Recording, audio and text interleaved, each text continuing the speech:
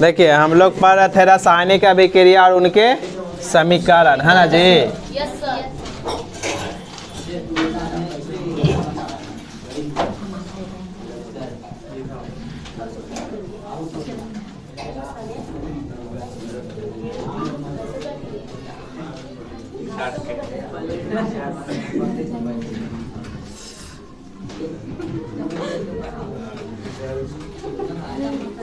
देखिए यही टॉपिक्स था ना।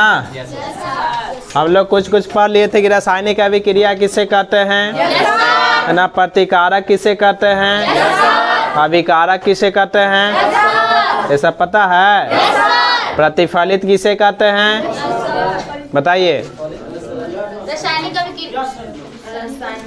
रासायनिक अभिक्रिया के फलस्वरूप बनने वाले पदार्थ को प्रतिफलित प्रक्रिया उत्पाद। हाँ, इधर से बताइए। संतुलित समीकरण किसे कहते हैं,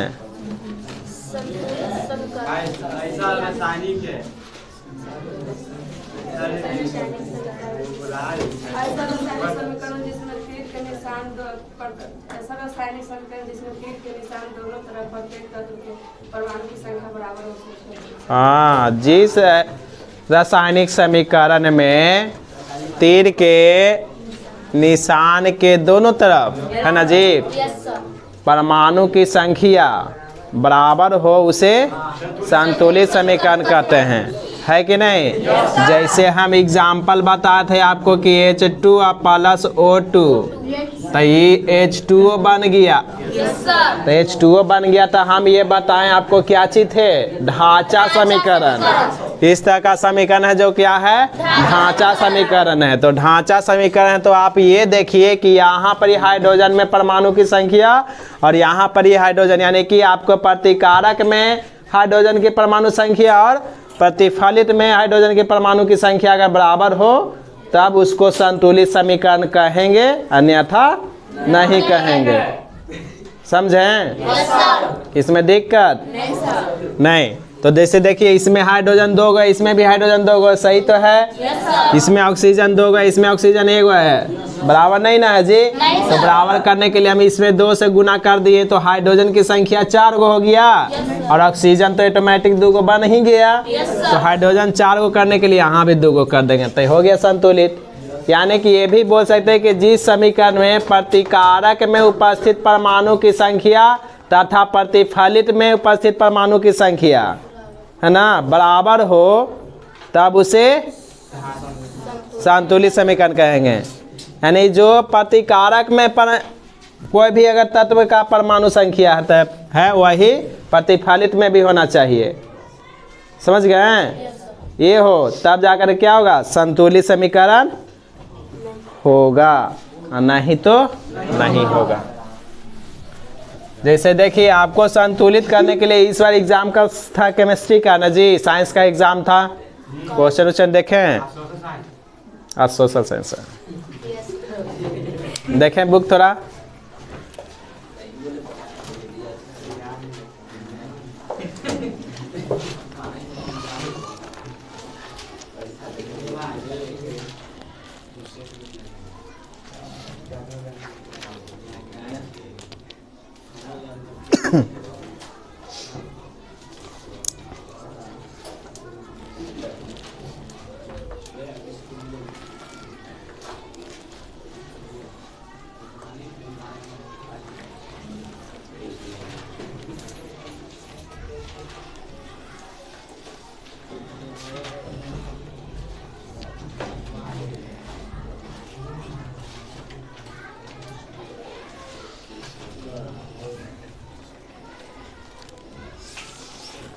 जैसे देखिए संतुलित समीकरण पढ़ लिए थे, कितने एग्जाम्पल उसमें पढ़े थे, 2 एग्जाम्पल। कुछ समीकरण देखिए इस पे एग्जाम्पल है वो बना के दिखाइए आप।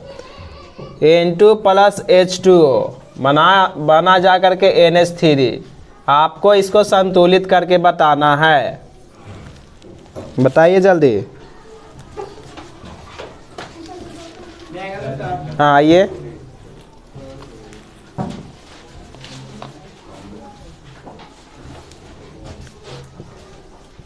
Mg प्लस O2,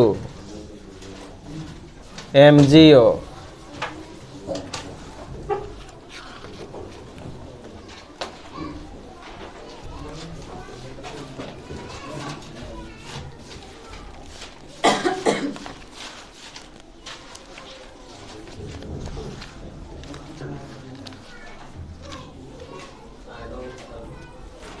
हटे पड़ता है।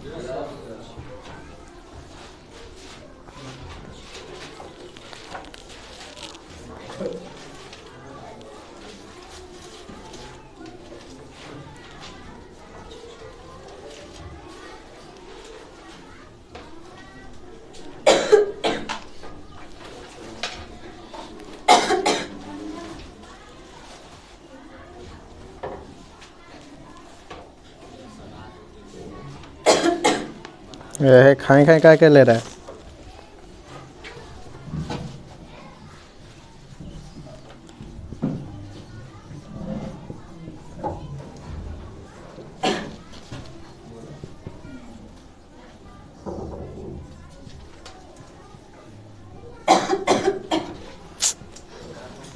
काम खाए खाए कर।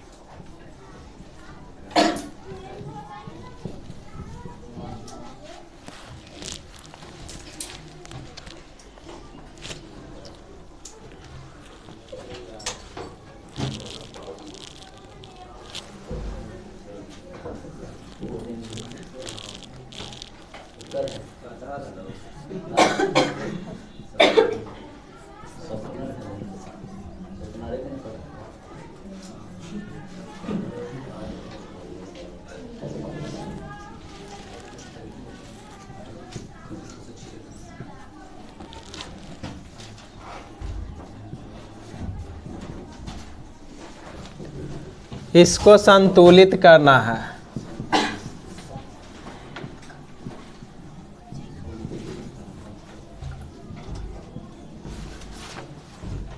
करके बताओ।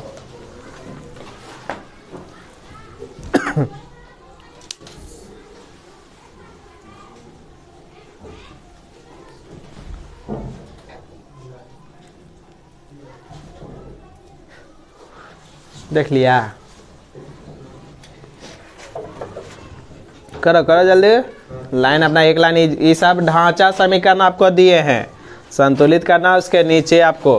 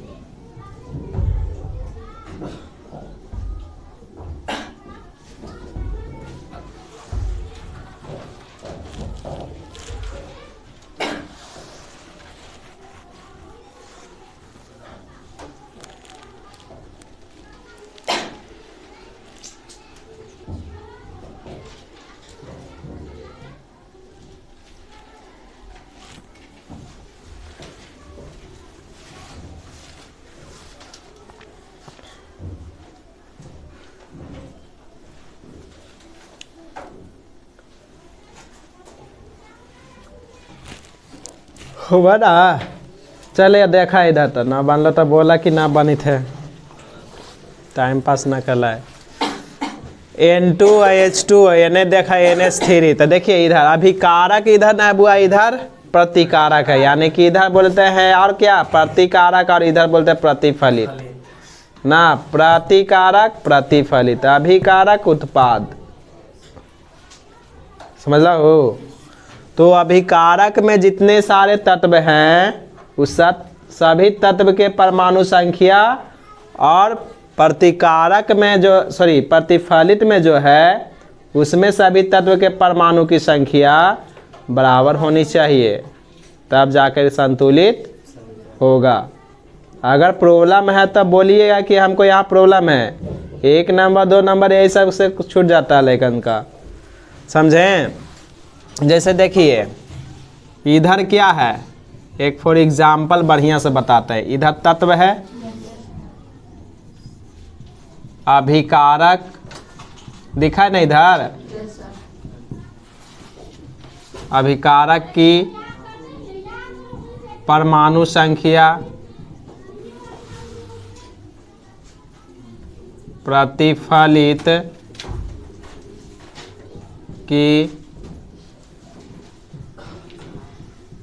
परमाणु संख्या, समझिए। इसमें से जैसे ये एलिमेंट्स दिया हुआ बुआ, तो इसमें देखो प्रतिकारक में के गो एलिमेंट्स है, 2 गो, एगो नाइट्रोजन एगो हाइड्रोजन। तो नाइट्रोजन के लिख दो और हाइड्रोजन के लिख दो, लिख दिए।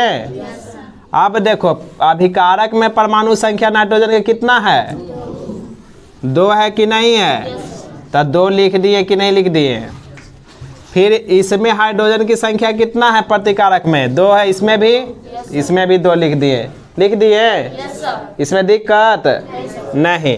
अब देखिए ये आ गया प्रतिफलित ना, तो प्रतिफलित में नाइट्रोजन की संख्या क्या गो है, मारेंगे तब बाहर ही फेंका जाओगे। ध्यान दे करके पढ़ो, ठीक ना। इधर नाइट्रोजन के गो है, एगो, तो 1 लिखेंगे। इधर हाइड्रोजन कितने हैं, 3, तो कितना लिखेंगे। तो देखो नाइट्रोजन में देखो अभिकारक की परमाणु संख्या प्रतिफलित की परमाणु संख्या बराबर है, नहीं है, नहीं ना जी। तो यही कहता संतुलित समीकरण में कि अभिकारक के परमाणु की संख्या तथा प्रतिफलित के परमाणु की संख्या बराबर हो तब उसे संतुलित समीकरण कहेंगे। तब ये संतुलित नहीं ना है, नहीं। तो नहीं है तो बताओ 2 लाने के लिए इसमें कैसे गुना करेंगे, 2 से। अब इसमें देखो हाइड्रोजन है 2 गो और कौची है, इसमें 2 इसमें 3 गो। तो अब बताओ कि इसमें कैसे गुना करें, इसमें कैसे गुना करें तब बराबर होगा। मैथ पढ़ते हो ना, तब बैलेंस करते हो ना जी। समीकरण बनाने के लिए क्या करते हो कि एक एक्स को काटने के लिए या तो बाई को काटने के लिए गुना करते हो कि नहीं करते हो, कि 2 से करेंगे तो इसके बराबर होता है। इसमें करोगे कैसे, 3 से इसमें गुना करेंगे, इसमें कैसे करेंगे तो बराबर होगा कि नहीं होगा। यानी इसमें 2 से तो 2 हो गया, 3 में गुना किया तो 6, इसमें 3 से गुना किया तो 6। यानी कि हाइड्रोजन की संख्या इसमें के गो होना चाहिए, 6 गो, और प्रतिफलित में भी के गो होना चाहिए, 6 गो, है ना। तो इसमें के से गुना कर देंगे बुआ, नाइट्रोजन में 2 से, तो 2 से गुना कर देंगे। देखिए इधर भी 2 गो इधर भी 2 गो, हुआ कि नहीं। और हाइड्रोजन की बात का है तो हाइड्रोजन में के गो है, इसमें प्रति अभिकारक में के गो है, 2 गो। तो इसमें कैसे गुना कर रहे हैं, 3 से। इसमें तो 2 से कैले हैं, तो 3 दूनी 6 गो हाइड्रोजन हो गया कि नहीं हो गया, बराबर हो गया कि दिक्कत नहीं ना। तो ऐसे ही कर करके अब इसको यहाँ देखो मेरा बैलेंस ही हो गया संतुलित समीकरण। क्या एग्जाम में अगर कंफ्यूज है तो इस तरह से लिख करके संतुलित करके बता सकते हैं, ये इजी बनेगा आपको, है ना। मैथ जानते हैं तो जल्दी बन जाएगा। ये दिक्कत ना, दिक्कत है तो इसको उतारो, ये वाला उतार लो नीचे, उसके बाद ये वाला देखो ट्राई करके, जल्दी, टाइम वेस्ट नहीं करना है। झूठो के देखिए यहाँ पर आप तो समझ जाइएगा। इधर मैग्नीशियम प्रतिकारक में क्या हुआ बुआ, एगो ना है। इधर मैग्नीशियम के गो है? एगो। इधर ऑक्सीजन के गो है? लेकिन इधर के गो है? तो दो गो होना चाहिए। तो दो गो होने के लिए 2 से गुना करेंगे कि नहीं? तो देखो ऑक्सीजन को अगर बराबर कर दिए तो मैग्नीशियम 2 गो हो गया। तो मैग्नीशियम भी तो 2 गो होना चाहिए। तो इसमें भी कैसे गुना कर देंगे? हो गया संतुलित ना? ये दिक्कत। अब इसमें देखो आयरन में तीसरा नंबर क्वेश्चन में इधर देखो आयरन में Fe में क्या है? Fe में परमाणु की संख्या के गो है? एगो है। इधर के गो है? 3 गो है। इधर देखो ऑक्सीजन के गो है? एगो है ना जी। इधर ऑक्सीजन कितने हैं? इधर हाइड्रोजन के गो? इधर के गो? तो हाइड्रोजन ठीक है। अब देखिए वो कैसे गड़बड़ा है। आयरन है, ये 3 गो है तो 3 से ही गुना कर दिए, इतना फिक्स हो गया। अब देखिए यहाँ पर ये हाइड्रोजन यहाँ 2 गो है, यहाँ हाइड्रोजन 2 गो, ये भी ठीक है। ऑक्सीजन यहाँ 4 गो है, यहाँ ऑक्सीजन के गो है? 1 गो। तो इसमें 4 से गुना कर देंगे ना? तो 4 से गुना करते ऑक्सीजन के गो हो गया? 4 गो। और हाइड्रोजन के गो हो गया? ये 4 दूनी 8 गो। तो 4 से यहाँ भी गुना कर देंगे। समझ हैं कि दिक्कत नहीं? अब देखो नीचे Mn में देखो मैग्नीशियम Mn में यहाँ के गो है? मैग्नीज एगो है। इधर भी एगो है। ऑक्सीजन के गो है? इधर ऑक्सीजन के गो है? एगो। बैलेंस ना है जी। इधर हाइड्रोजन कितना है? इधर 2। इधर क्लोरीन के गो? इधर 2। अब तो दिक्कत वाली बात है। ये तो सब के सब है चेंजिंग। अब देखिए ऑक्सीजन 2 गो है तो यहाँ ऑक्सीजन 2 गो करने के लिए हम क्या करेंगे बुआ? 2 से गुना कर दें। जब ऑक्सीजन को 2 से गुना करते 2 गो ऑक्सीजन हो गया। लेकिन हाइड्रोजन के गो हो गया? 4 गो। तो यहाँ के से गुना कर देंगे? 4 से। तो देखो 4 से गुना करने का मतलब क्या हो गया? हाइड्रोजन यहाँ 4 गो, लेकिन क्लोरीन भी के गो? 4 गो। क्लोरीन भी के गो हो गया? 4 गो हो गया। लेकिन यहाँ क्लोरीन 2 गो है, तो 2 से गुना करेंगे तो क्लोरीन भी मेरा 4 गो हो जाएगा? नहीं जी, इधर तो है ही है जी। क्लोरीन 2 गो ही है, 2 गो ही है, तो 4 गो है ना? तो क्लोरीन 4 गो। चलो ये भी सही हो गया। मैग्नीज एगो, मैग्नीज एगो, सब बैलेंस हो गया। कानून होगा दिक्कत? गिन के देख लो। अब देखिए यहाँ पर NaOH में NaH2SO4 इसमें है NaOH प्लस H2SO4 में। तो Na यानी कि सोडियम की इधर एगो परमाणु है, इधर के गो है? 2 गो है ना? हाइड्रोजन इधर एगो है, यानी हाइड्रोजन 2 1 3 गो है। इधर हाइड्रोजन के गो है? 2 गो। ऑक्सीजन के गो है? 1 4 1 5 गो। इधर के गो है? 4 1 5 गो। तो नाइट्रोजन यहाँ देखो सोडियम 2 गो है, तो सोडियम 2 गो करने के लिए यहाँ 2 से गुना करेंगे तो 2 गो हो जाएगा। ऑक्सीजन भी 2 गो हो गया, हाइड्रोजन भी 2 गो गया। तो 2 4 2 6 गो ऑक्सीजन इधर, 4 2 से गुना करबी तो 6 गो ऑक्सीजन इधर होते कि ना? अब देखो हाइड्रोजन 4 गो, तो हाइड्रोजन इधर के गो है? 2 गो ही है, 2 गो ही है, 4 गो हो गई कि ना? सल्फर SO4 है। सब सही? सब सही। बनाइएगा संतुलित समीकरण। कैसे सीखिएगा? तो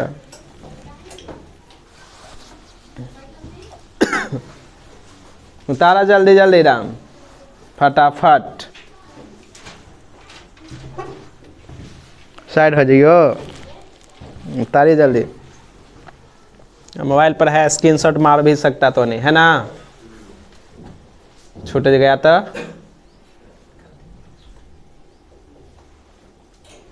ना देखे तो स्क्रीनशॉट मारो, जूम करो, देख लो, सब दिख जाएगा।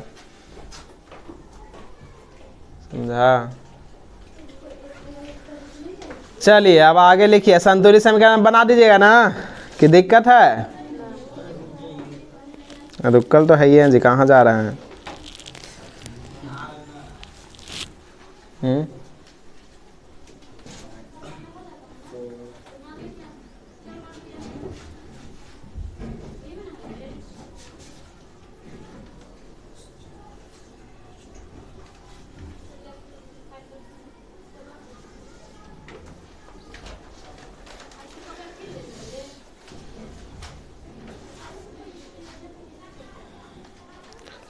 हो गया।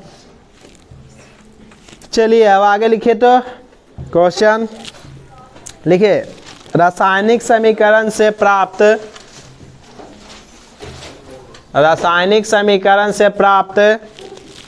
होने वाली सूचनाएं, रासायनिक समीकरण से प्राप्त होने वाली सूचनाएं, रासायनिक समीकरण से प्राप्त होने वाली सूचनाएं लिखिए आंसर में। रासायनिक समीकरण से निम्नलिखित सूचनाएं प्राप्त होती है। रासायनिक समीकरण से निम्नलिखित सूचनाएं प्राप्त होती है। रासायनिक समीकरण से निम्नलिखित सूचनाएं प्राप्त होती है।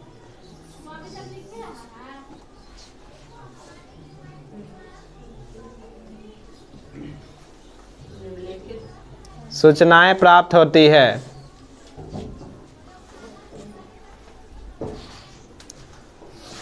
पहला लिखिए, अभिक्रिया में भाग लेने वाले प्रतिकारकों की, अभिक्रिया में भाग लेने वाले प्रतिकारकों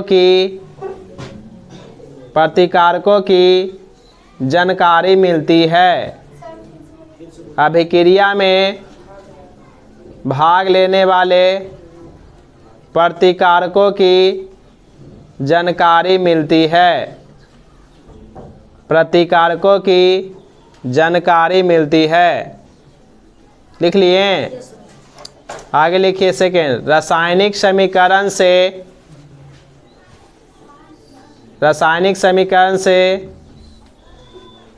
अभिक्रिया करने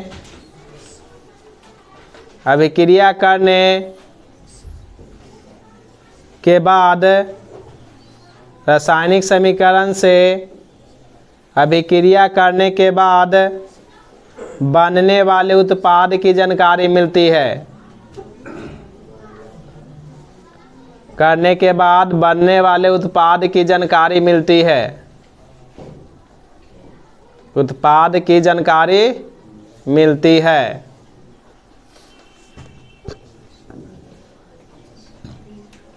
लिख लिए? आगे लिखिए तीसरा, अभिक्रिया में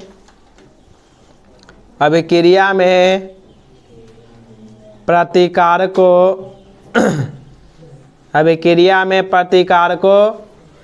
तथा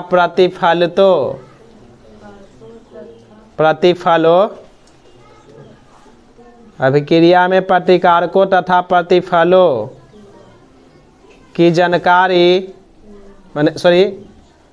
की मात्रा लिखना जी, प्रतिफलों की मात्रा, कोष्ठ में लिखना द्रव्यमान, की जानकारी मिलती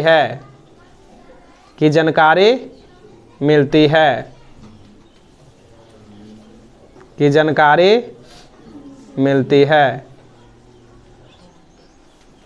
समझ गए हैं कि दिक्कत? जैसे H2O2 हम पढ़े ना है जी, कि ना पढ़े हैं? पढ़े हैं अभी। तो जितना सारा जो संतुलित समीकरण रहता है ना बउआ, तो उसमें जो प्रतिकारकों और प्रतिफलितों के जो मात्रा रहेगा उसकी हमको जानकारी मिलती है। ठीक ना? जैसे ये देखिए, हम अभी आपको फॉर एग्जाम्पल इसमें लिख लीजिएगा। जैसे में क्या होता है कि H2+O2 से हम बनाए थे H2O, तो इसको हम बैलेंस किए थे, तो 2 से यहाँ गुना किए थे। किए थे ना? तो देखिए इसमें हाइड्रोजन के, एक हाइड्रोजन का द्रव्यमान 2 ग्राम, अरे ओके 1 ग्राम ना भाई, तो 2 कितना होता है? 2 ग्राम। तो टोटल कितना है? 2 गुना 2 हाइड्रोजन हो लेने से ना, अब प्लस इधर कितना है? ऑक्सीजन के टोटल कितना है? एक ऑक्सीजन का वेट कितना ग्राम? 16। और परमाणु संख्या 8। ऑक्सीजन के परमाणु संख्या 8, उसका द्रव्यमान कितना हो जाएगा? उसका दुगना 16। तो ये 16 है, तो इसका देखो एक ऑक्सीजन के 16 ग्राम, तो 2 ऑक्सीजन के 32 ग्राम। तो ये 32 ग्राम हो गया ना जी, हो गया कि नहीं? अब वही चीज इधर देखो, इधर भी अगर देखते हैं तो इधर देखिए हाइड्रोजन, एक हाइड्रोजन के तो 1 ग्राम, तो 2 हाइड्रोजन के 2 ग्राम, और यहाँ 2 से गुना करल है तो 2 गुना 2, अब प्लस ऑक्सीजन के कितना हो गया? एक ऑक्सीजन के 16 ग्राम, और 2 से गुणवा कर ले तो यही थोड़े ना 2 है, 2 तो यही तो है। ये मत समझना कि खाली हाइड्रोजन भी 2 है, ऑक्सीजन को भी 2 है इसमें, ठीक ना? ऑक्सीजन के भी संख्या क्या हुआ है इसमें? 2। जब अभी संतुलित किए थे तो तुमको बताया था ना जी, इसमें ऑक्सीजन भी 2 है, तो 2 से इसमें भी गुना हो जाएगा, तो कितना हो गया? 2 दूनी 4 प्लस 16 दूनी 32, 4 कितना हो गया? 36 ग्राम इधर आ गया बुआ, 36 ग्राम इधर आ गया। देखो इससे भी आप संतुलित हो गया है ना? कि देखकर जैसे एक एग्जांपल और देखो, C+O2 हो गया तो CO2। तो इधर देखो कार्बन, एक कार्बन के परमाणु संख्या बताओ, कार्बन के परमाणु संख्या कितना होता है? 6 ना? परमाणु संख्या 6, द्रव्यमान कितना होगा? 12। तो 12 ग्राम इसका, प्लस में देखिए इसका ऑक्सीजन का कितना हो जाएगा जी? अभी ने बताए एक ऑक्सीजन के 16 तो 2 के 32 ग्राम। इधर भी वैसे ही हो जाएगा ना? तो इधर भी अगर जाते हैं तो इसका कितना हो जाएगा? 12 प्लस 32, तो 32 है इतना ग्राम ये हो गया, इसको मैं करो तो 32 12 कितना हो गया? 44 ग्राम इधर और 44 ग्राम इधर। यही लिख रहा है, यही कह रहा था आपको। संतुलित समीकरण में प्रतिकारकों और प्रतिफलितों के मात्रा की जानकारी मिलती है। तो प्रतिफलितों और प्रतिकारकों और प्रतिफलितों की मात्रा की जानकारी के मतलब द्रव्यमान कि जिधर इस जितना प्रतिकारक का जो वेट होगा उतना ही प्रतिफलित का होगा, है ना? यानी कि इसमें अगर जितना 44 ग्राम इधर आए तो 44 ग्राम इधर भी आएगा। यानी समझिए, तो ये संतुलित समीकरण जब आप बना रहे हैं तो संतुलित समीकरण एक परमाणु संख्या के आधार पर भी कर रहे हैं और परमाणु द्रव्यमान के आधार पर भी आप लोग निकाल सकते हैं, है ना? ये दिक्कत, हाँ, इसको उतार लो एग्जाम्पल में नीचे।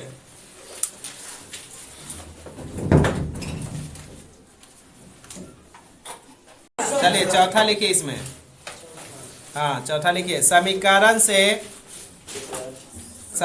से प्रतिकारकों तथा, लिख लो, आपको यहाँ लिखा हुआ है, आप जा करके वीडियो सुन के भी लिख सकते हैं, देख करके भी लिख सकते हैं। लिखिए, समीकरण से प्रतिकारकों तथा प्रतिफलों, समीकरण से प्रतिकारकों तथा प्रतिफलों के अणुओं या परमाणुओं की संख्या की जानकारी मिलती है। अणुओं या परमाणुओं की संख्या की जानकारी मिलती है। अणुओं या परमाणुओं की संख्या की जानकारी मिलती है। तो देखो, अणु कौन होता है, परमाणु कौन होता है, ये भी जानना है ना जी? क्या जानना है? अणु और परमाणु। चला, यही एग्जाम्पल रहेगा, इसी से समझो कि कितने अणु हैं या कितने परमाणु हैं, क्योंकि जानो इसको भी। जैसे देखिए, इसमें अणु की बात करें तो आप इसके गुणांक को देखिए कि गुणा कितना से किया हुआ है। तो हाइड्रोजन में के गो अणु है बुआ? 2 H2 में अणु है, ठीक ना? 2 अणु है। कितना अणु है? 2।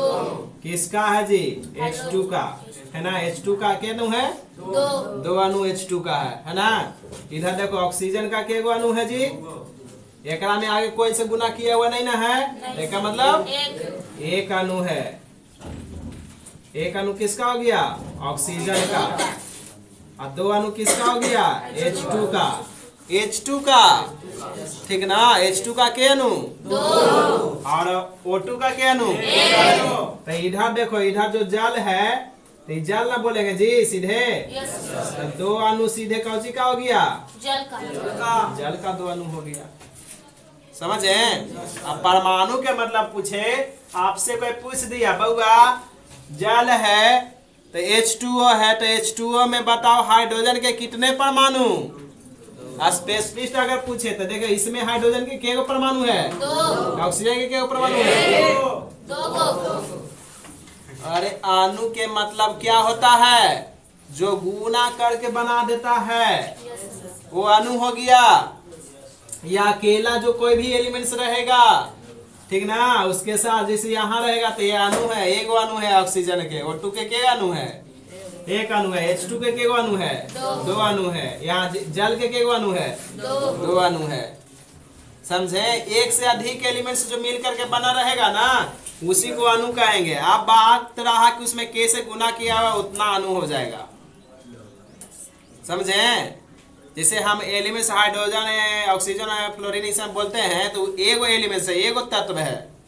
एक तत्व रहता तो उसको परमाणु ही बोलेंगे। लेकिन एक से अधिक अगर तत्व रहेगा उसको क्या बोलेंगे? अणु बोलेंगे। जैसे H2, O2, CO2 ये सब अणु है। उसके आगे जैसे गुना कर रहेगा उतना अणु हो जाएगा। समझ गए? हाइड्रोजन की बात बोले मैंने, परमाणु की सब बोले कि परमाणु के होता है। हाइड्रोजन में देखना K से के गो हाइड्रोजन है, तो हाइड्रोजन में 2 है तो 2 परमाणु हो गया। समझे? जैसे यहाँ पर CO2 लिख दिए तो CO2 में पूछा है कि ऑक्सीजन के कितने परमाणु है जी? तो ऑक्सीजन के कितने परमाणु है? तो ऑक्सीजन का 2 परमाणु है। समझे? परमाणु समझे ना कि अणु समझे ना कि नहीं? दिक्कत? हाँ ना तो उतार लग रहा। देरी ना करिए जल्दी।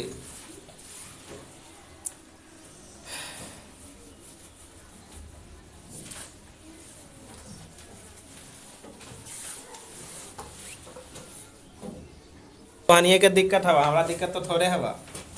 चलो आगे लिखा तो रासायनिक अभिक्रिया का लक्षण। रासायनिक अभिक्रिया का लक्षण। क्वेश्चन लिखिए रासायनिक अभिक्रिया का लक्षण। लिखिए आंसर में आता लिखने के लिए एग्जाम में बुआ कि रासायनिक अभिक्रिया के लक्षण को लिखें। तो लिखिए आंसर में रासायनिक अभिक्रिया के मुख्यतः 5 लक्षण हैं। रासायनिक अभिक्रिया के मुख्यतः 5 लक्षण हैं। 5 लक्षण है। क्या लक्षण है? 5 लक्षण है। पहला हो गया रंग में परिवर्तन।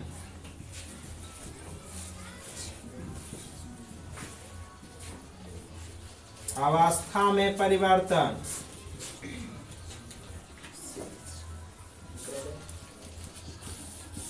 क्या? रंग में परिवर्तन, अवस्था में परिवर्तन। लिख लिए? ऊष्मा में परिवर्तन,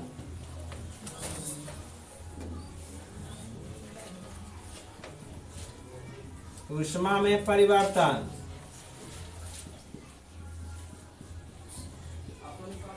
अवक्षेप का निर्माण,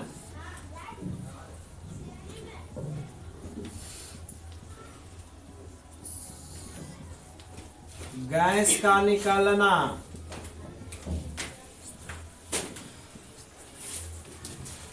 लिख लिए?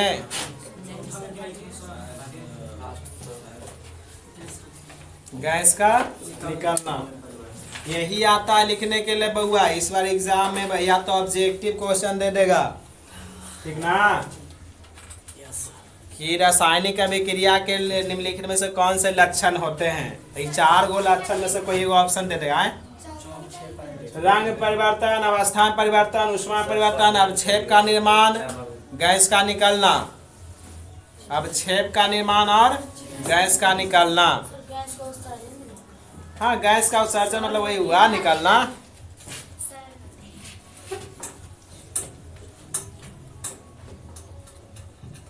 कहाँ से तुम लिख ले रहे? गैस का सर्जर है, गैस का सोलर है।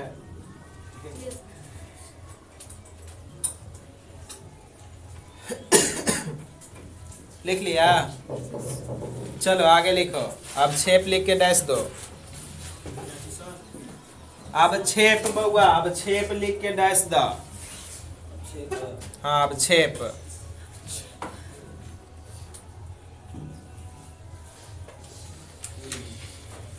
लिखा रासायनिक अभिक्रिया के फलस्वरूप, रासायनिक अभिक्रिया के फलस्वरूप, रासायनिक अभिक्रिया के फलस्वरूप बनने वाले, रासायनिक अभिक्रिया के फलस्वरूप बनने वाले, रासायनिक अभिक्रिया के फलस्वरूप बनने वाले अघुलनशील पदार्थ को, अघुलनशील पदार्थ को अपक्षेप कहते हैं।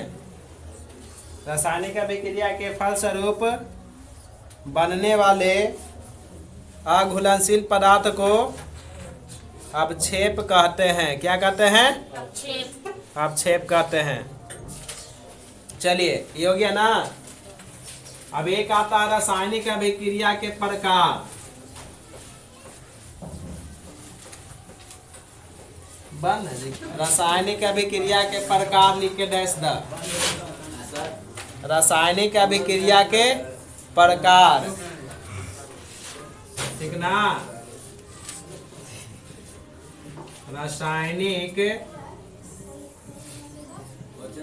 अभिक्रिया के प्रकार। अब देखो रासायनिक अभिक्रिया के प्रकार में पहला हम पढ़ेंगे संयोजन अभिक्रिया या यौगशील अभिक्रिया।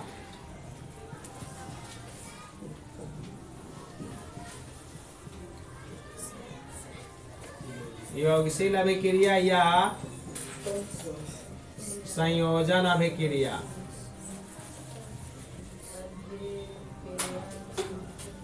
ये रिएक्शन आएगा पढ़ने के लिए आपको, समझ गए? चलिए लिखिए इसके बारे में। संयोजन अभिक्रिया या यौगशील अभिक्रिया।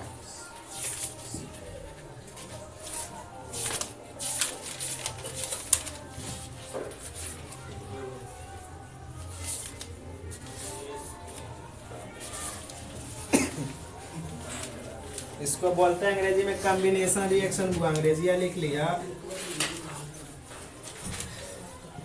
Combination reaction.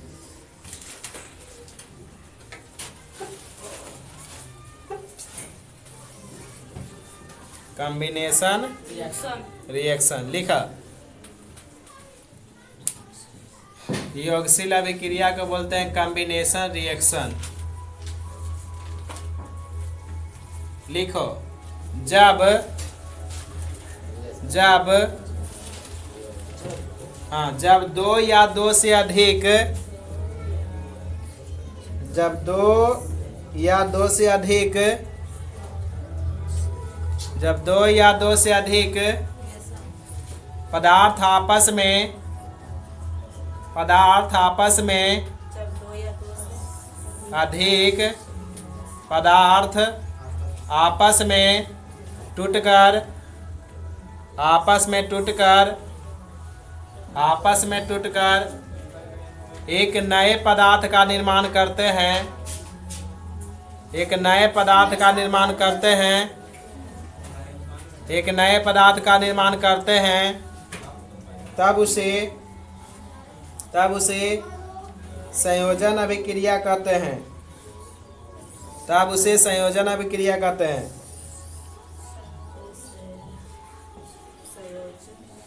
तब उसे संयोजन अभिक्रिया कहते हैं। जैसे एग्जाम्पल में देखिए, CaO प्लस CO2, ठीक ना? CaO यानी कि जब दो या दो से अधिक पदार्थ आपस में अभिक्रिया करेगा तो एक नए पदार्थ का निर्माण करेगा। और संयोजन मतलब कि इकट्ठा करना, 2 या 3 को मिल करके इकट्ठा हो गया, वही कहलाया संयोजन अभिक्रिया। ठीक, तब देखो 2 यहाँ से 2 या 2 से अधिक पदार्थ आपस में मिलकर के एक नए पदार्थ का निर्माण करेगा, तब उसे संयोजन अभिक्रिया कहेंगे। याद रहेगा ना कि जब 2 या 2 से अधिक पदार्थ आपस में अभिक्रिया करके एक नए पदार्थ का निर्माण करता है, उसे संयोजन अभिक्रिया कहते हैं। फिर CaO प्लस CO2, तो ये बनेगा CaCO3। CaCO3 बन गया कि नहीं बन गया? 2 पदार्थ मिलके एक नए पदार्थ का निर्माण किया कि नहीं? एक होगा C प्लस O2, क्या बन गया? CO2 बन गया कि नहीं? तो ये सब कुछ एग्जाम्पल है, जैसे AgNO3 NaCl है,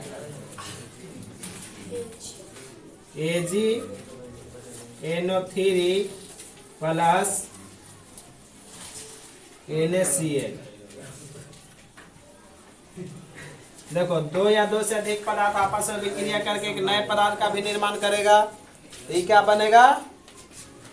इसमें देखो ये धन आयन और ऋण आयन को पकड़ेगा, तो ये बनेगा AgCl प्लस NaNO3 बन गया। समझ गए? अगर संयोजन अभिक्रिया लिखने के लिए आएगा तो आपको परिभाषा के साथ साथ एग्जाम्पल जरूरी है, एकदम नेसेसरी है। अगर एग्जाम्पल नहीं देते तो आपको समझाया कि आप नहीं जानते। समझ गए? हाँ, तो इसको उतार लो।